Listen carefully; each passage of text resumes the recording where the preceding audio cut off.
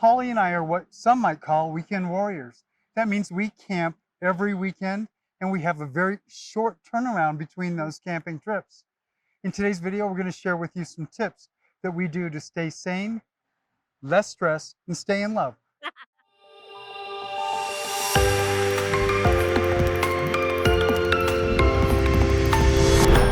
Hi, we're John and Holly with Let's Go Now Adventures, and our YouTube channel is about all things camping. Whether you tent camp or RV camp, our goal is to just help you have a great camping experience. So thanks for joining us today. Today we are up here in the beautiful Uinta Mountains, and just look at how breathtaking it is. So our topic today is when you're a weekend warrior, how do you manage the stress with a very short turnaround Yeah. between trips? So today we're in the video, we're going to show you some of the tips and tricks that we use to help make that low stress for us. Well, I think one of the biggest keys to making it work, at least for us, is planning. You know, a successful camping trip starts with good planning. And so we've broken it down into 4 different stages. So stage 1 happens on your current camping trip. You're actually planning for your next trip on the one you're on right now. Lists are the key. Taking inventory of anything you may need to replace, anything that might need to be fixed. Those lists become critical.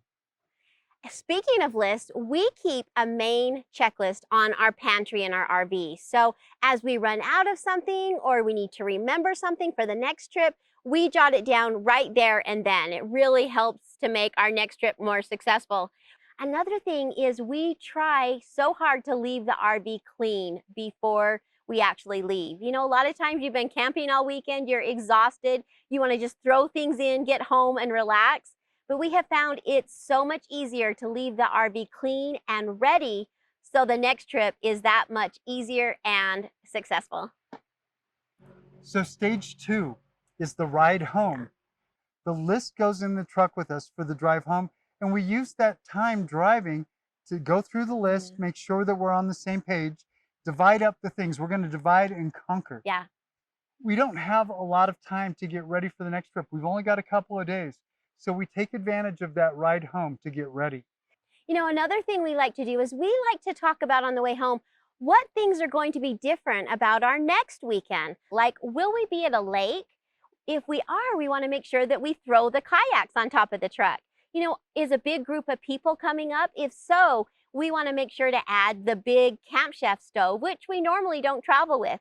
And, you know, if the grandkids are coming up, I want to make sure I have fun little activities for them. You know, in addition to all the stuff that Holly just spoke about, we make videos each weekend. And so we use the ride home to plan our next production. Yeah. We make sure that we have all the gear we're going to need on the next trip. We have the ideas, we've done the research, that we're ready to go, so that when we leave, we have everything we need to do to make a video. Stage 3 is the few days you have leading up to travel day. You know, communication is so much the key here. We know that you're busy, you've got so much to do to get ready for that next trip. By using your checklists and talking with each other and communicating, you set up some checks and balances. You know, if I'm struggling with something, Holly will help me out, or if she's struggling, vice versa. Now, we do each have kind of our set responsibilities. I usually do all the groceries and the wash and the restocking and washing of the clothes and bedding. I make sure the fridge is turned on the day before, so when we pack it the night before, the fridge is cold. Now, one thing is I set a laundry basket out by our back door, and I repack all the clean clothing, the clean bedding, and the new groceries. So when I'm ready to pack everything, it's in one set spot. It helps to eliminate some of those things that you might forget about.